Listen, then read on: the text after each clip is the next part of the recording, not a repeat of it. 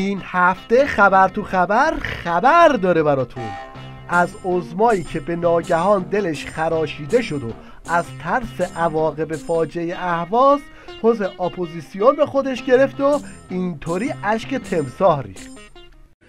خوزستان در این چند روز پیش آمد برای مردم واقعا دل انسان رو میخراشه.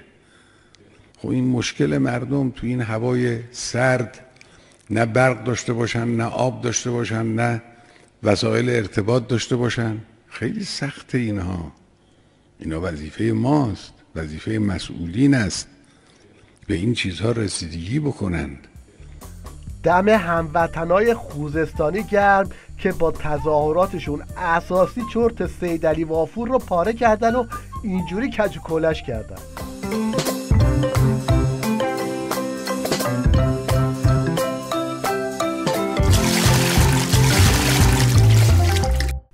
این ولی فقیه دو پولی فکر میکنه با این روزه های مسخرهش میتونه خودش رو از مخمسه در ببره. بدبخت خبر نداره که دیگه حتی یکی مثل صیاد شیرازی هم نیست که افاضاتش رو بنویسه.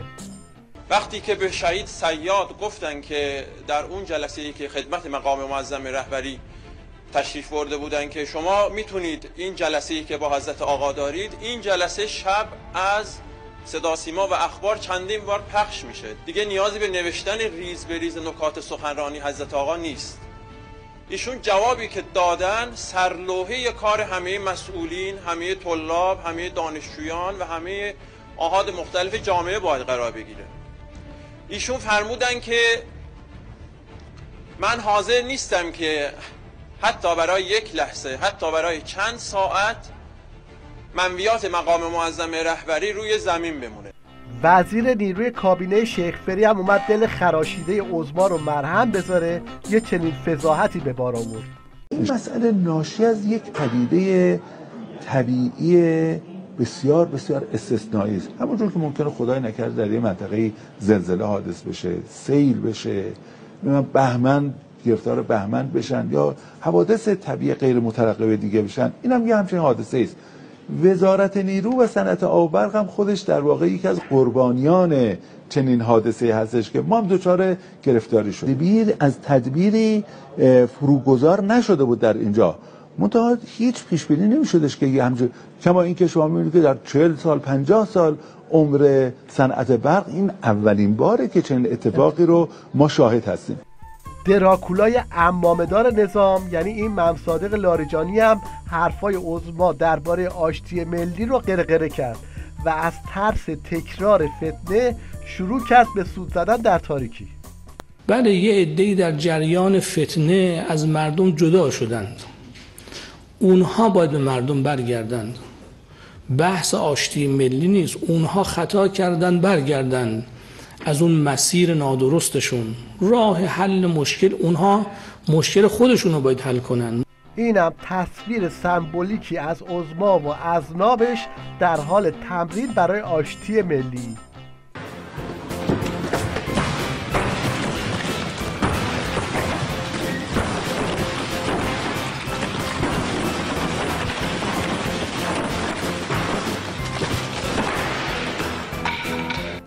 حالا سری بزنیم به استبل ولایت یعنی مجلس آخوندی که تو روز استیضاح وزیر مسکن شیخ فری به هر جایی شباهت داره الا مجلس. آقایون بفرمایید در صندلیاتون، بفرمایید آقایون. بفرمایید. من نمیدونم باید برای کی صحبت بکنم. نمایندگان دولت که حواسشون پیرامون پاسخگویی است و همکاران عزیزم مسائل دیگه ای رو احتمالاً بفرمایید. شما دوستان بفرمایید در صندلیاتون، چند بار این مطلب رو بگیم. بفرمایید آقایون. خانم ها هم بفرمایید در صندلیاتون بنشینین. بفرمایید. از خدا بترسید، به جان مردم ارزش قائل کنید. آقا بفرمایید. از موضوع مسکن گوش کن. این آقا نمیزن. آرام فرزند شهر. بشین آرام گوش کن. مدرسه به هم نزن. این وقت برای نجات دار. مدرسه به هم نزن. در موضوع صحبت بفرمایید آقا. بفرمایید. عصبانی بودی چرا به پول فوش دادید؟ گفتی پول بی پدر مادر. حالا همه این مصیبت‌های داخلی عظما یه طرف، بحران‌های منطقه‌ای و بین‌المللیش هم یه طرف. ببینید این جواد ظریف برای گرفتن سهمش از کنفرانس مونیخ چه بالبالی میزنه. بازیگران زیاد شدن و نقش بازیگران تغییر کرده و دیگه قدرت‌های بزرگ نمیتوانند شرایط بین‌المللی رو رقم بزنند. ما معتقد بودیم که جهان وارد یک مرحله پساغربی شده. همه اینها شرایط رو بسیار پیچیده کرده و نیاز به بررسی و اینجاست که کشورهای مثل جمهوری اسلامی ایران حرف جدیدی برای گفتن دارن، مخصوصا درباره وضعیت در منطقه خودمون. ولی دوران سهم دادن به آخوندا سپری شده. حالا هر چقدرم موس کنن چیزی عایدشون نمیشه.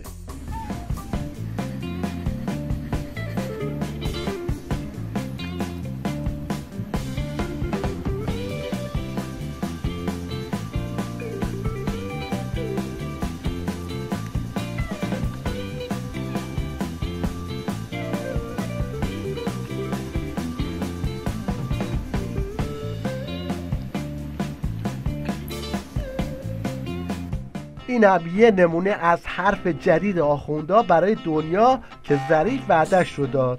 من 8 سال اومدم از بچگی، الان پدر مادرم اونجا وارسادم، من اومدم اینجا که آمریکا و آل سعود هیچ غلطی نمیتوانن انجام بدن. اوباما هیچ غلطی نتوانست انجام بده. این تیام به ترمینال چی اسمش که تازه ایتون شده، اونم هیچ غلطی نمیتونه انجام بده. این همه لشکر آمده بهش که یحیی آمده. و السلام علیکم و رحمت الله و برکاته.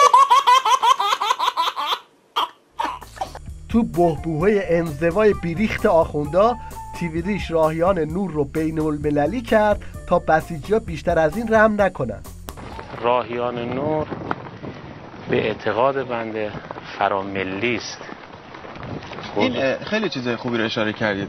یک گرایی به قول معروف از نظر نظامی هم ولی صحبت بکنیم، یک گرای خیلی خوب به من دادید. ببینید ما الان توی این امسال و حداقل من خودم از نزدیک دارم میبینم، از سایر نقاط جهان ما مهمان داریم در راهیان نور. یعنی من دیدم دختر خانومی رو که از ایتالیا اومدن اینجا، یک کاروانی رو حدود 18 نفر بودن از فرانسه اومده بودن در راهیان نور شرکت کرده بودن. از آلمان ما داشتیم، از بلژیک داشتیم، از خدمت شما عرض شود که از پاکستان داشتیم، از خیلی جاهای دیگه. البته تو دورخیز آخوندا برای قلمبا کردن دنیا بحثی نیست، اما تا جای کار که بدجوری باز آوردن.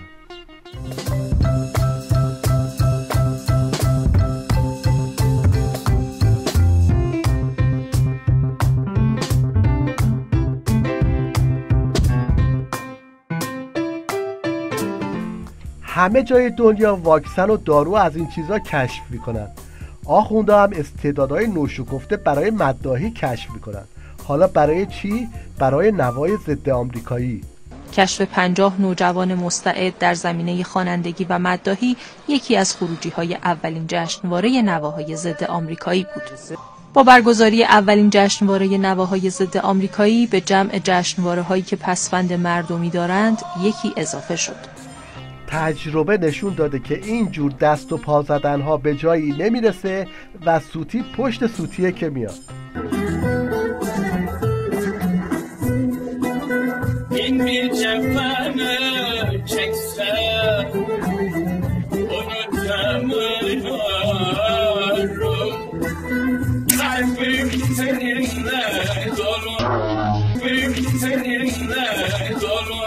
دیوار تفکیک جنسیتی توی دانشگاه و پارک کم بود، به بازی‌های کامپیوتری هم رسید. حالا بازی‌ها رو هم دخترونه و پسرونه کردن. یک قسمت خیلی جذاب داریم تحت عنوان بازی‌های دخترانه. بازی‌های دخترانه برای خانم‌های مقطع راهنمایی و دبیرستان هست. این امسال در واقع برای اولین بار اضافه شده. بله. بدبختی آخوندا که آخه یکی دوتا نیست. حالا دیگه همه چیزشون به هم گره خورده، از صنایع گرفته تا محیط زیست. وزیر صنعت از اینکه محیط زیستی ها مانع از فعالیت های معدنی تو بعضی مناطق حفاظت شده میشن انتقاد کرده. میدونید ما یکی از به اصطلاح مناطقمون که بسیار بلخص روی آهن و مس و اینا ارزشمنده، این بهرام گوره.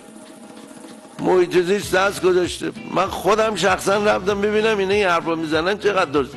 دیدیم بیابون، حالا یه گوشه مثلا 4 تا گورخر هم هست، به خدا اینو بدم به معدنکار، هم گورخرشو توسعه میده، به جای 4 تا میشه 8 تا، براش نمیدن، آبشخوار میذاره، مراقب میذاره، نه میکشنش بلکه رشدش میدن، توسعه میدن تا اونجایی که دیگه کشور پر گورخر بشه. بله، یعنی هر جا رو میگیرن یه جای دیگه خراب میشه، ته خط هم همه چی خراب میشه رو سرشون.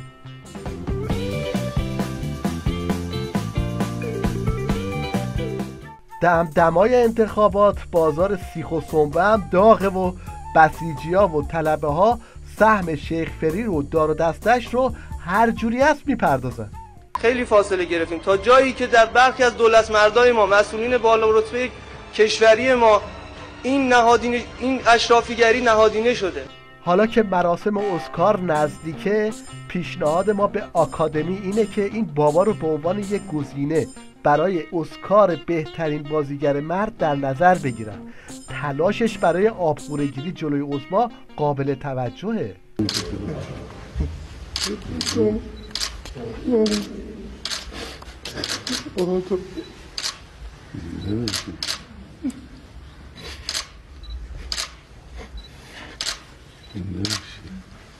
دارم میخونم کتابو.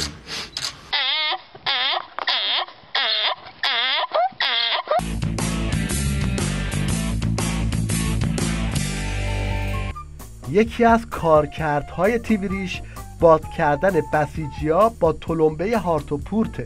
توی این برنامه یه تروریست با سابقه رو آوردن تا به خیال خودشون از دنیا زهر چشم بگیرن و بگن ما از اول این کاره بودیم.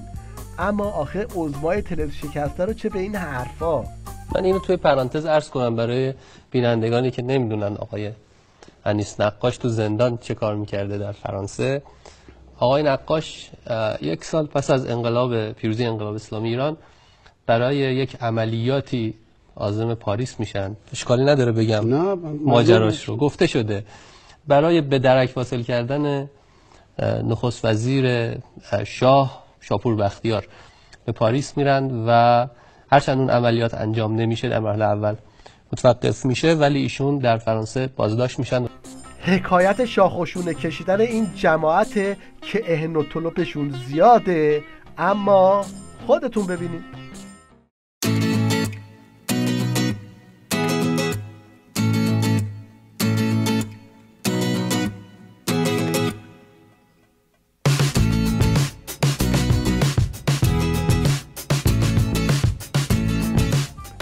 تعجب نکنید، این یه برنامه پزشکی توی تیویریشه. ببینید برای بالا بردن پلاکت خون چه نسخه‌ای میپیچه. مغز شتر میگیرید 2 واحد با مغز گوسفند میپزید، از این پخته موقع مصرف 1 قاشق مربا خوری تا غذا خوری با مقداری عسل اضافه میکنند و میل میکنند. پلاکت خونشون الان گرفتن، 14 یا 40 روز بعد پلاکت خونشون دوباره میگیرن. بزاحت توییتر بازی مهرهای نظام بالاخره کار دستشون داد و به تیویریش هم کشیده شد.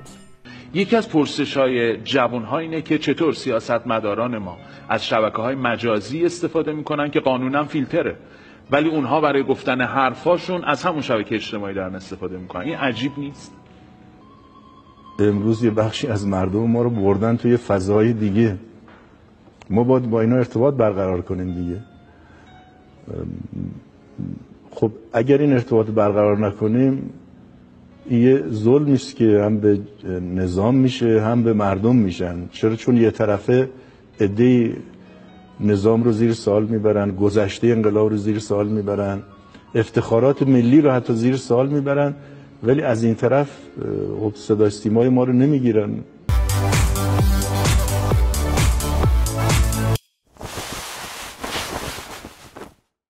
در آخر با هم به تماشای شوخی یه مادر با پسر کوچولوش میشینیم که اصلا به مزاق فرزندش خوش نمیاد. اینطور که پیداست این کوچولو اصلا علاقه به بزرگ شدن نداره. چیه؟ خب الان خوشگل شدی؟ برو تا آینه خودتو ببین.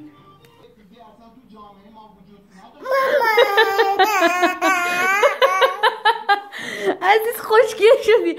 خیلی خوب، باشه بریم پاک میکنم.